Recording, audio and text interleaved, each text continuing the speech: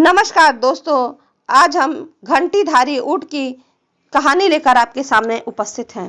एक बार की बात है, एक गांव में एक दूल्हा रहता था। वह बहुत गरीब था। उसकी शादी बचपन में ही हो गई थी। बीबी आने के बाद खर्च का बढ़ना तय था। यही चिंता उसे खाई जाती थी। एक बार गांव में अकाल पड़ गया। लोग कंगाल हो गए। दूल्हे की आय एकदम खत्म हो गई। उसके पास शहर जाने के सिवाय दूसरा और कोई चारा न रहा। शहर में उसने कुछ महीनों छोटे मोटे काम किए। थोड़ा सा पैसा अंटी में आ गया और गांव से खबर आई कि अकाल समाप्त हो गया है। वह गांव की ओर चल पड़ा। रास्ते में उसे एक जगह सड़क के किनारे ऊँटनी नजर आई। ऊँटनी बीमार नजर आ रही थी और वह गर्भवती भी थी। उसे ऊँटनी पर दया आ गई। वह अपने साथ साथ अपने घर लेकर उसे आया। घर में ऊँटनी को ठीक ठाक चारा और घास मिलने लगा तो वह पूरी तरह से स्वस्थ हो गई और समय आने पर उसने एक स्वस्थ ऊँट के बच्चे को जन्म दिया। ऊँट बच्चा उसके लिए भाग्यशाली साबित हुआ। कुछ दिनों बाद ही एक कलाकार गांव के जीवन पर चित्र बनाने उसी गांव में आया। पेंटिंग के ब्रश बनाने के लिए वह जुलाहे के घर आकर ऊँट के बच्चे की दुम के बाल ले जाता।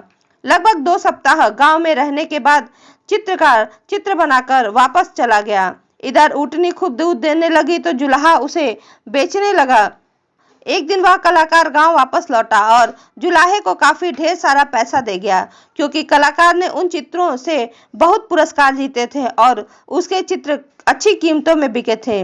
जुलाहा उस ऊँट के बच्चे को अपना भाग्य का सितारा मानने लगा।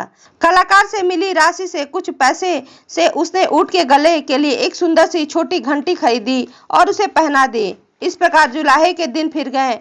वह अपनी दुल्हन को भी गौना कराकर एक दिन वापस ले आया। ऊँटों के जीवन में आने से जुलाहे के जीवन में जो सुख आया, उससे जुलाहे के दिल में इच्छा हुई कि जुलाहे का धंधा छोड़कर क्यों ना ऊँटों का व्यापारी ही बन जाए। उसकी पत्नी भी उससे पूरी तरह सहमत हुई।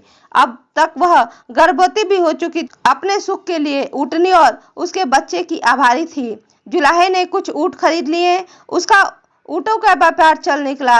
अब जुलाहे के पास ऊँटों की एक बड़ी टोली हर समय उपस्थित रहती थी। उन्हें चराने के लिए दिन को छोड़ देता।